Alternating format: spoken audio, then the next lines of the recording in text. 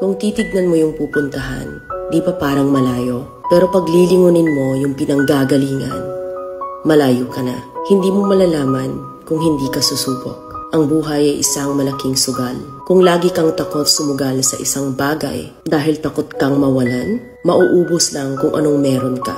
Kung hindi ka mawawalan, hindi ka rin magkakaroon. Kung ano man ang mga desisyon mo ngayon, yun ang magiging buhay mo bukas. Lakasan mo lang yung loob mo dahil ang mundong to, aapakan lang ang mga mahihina.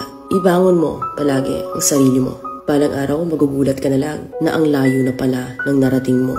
Kahit mabagal ang progress, basta may usad at kumikilos ka, okay na yan. Wala tayong magagawa. Ganyan talaga ang proseso ng buhay. Lahat tayo nakakaranas ng hirap.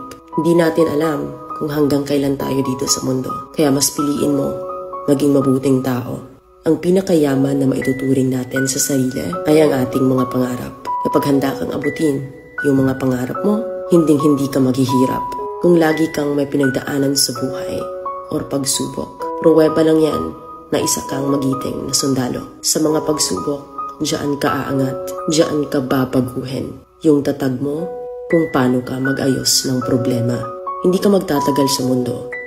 Lubos-lubusin mo na. Gawin mo yung mga bagay na handang iangat ang sarili mo.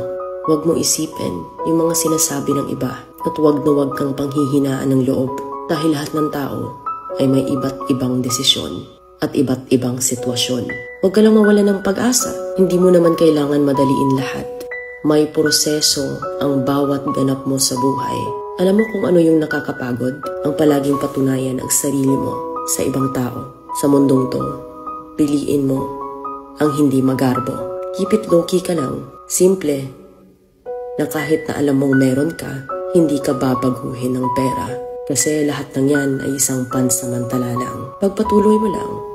Kung may pangarap ka, makakarating ka.